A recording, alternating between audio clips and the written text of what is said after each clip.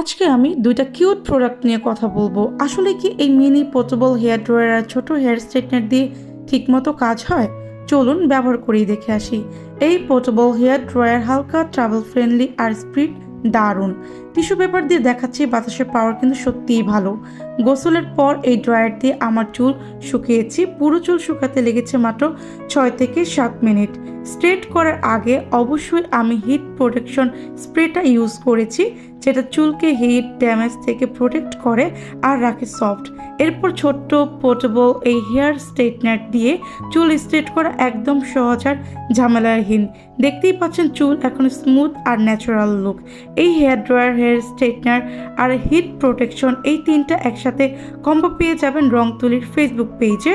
আর gift হিসেবে থাকছে একটা লিপ। নিউ ইয়ার অফার চলছে, এখনই অর্ডার করলে হোম ডেলিভারি ফ্রি। ওয়েবসাইট থেকে অর্ডার করলে পাচ্ছেন 5% ডিসকাউন্ট।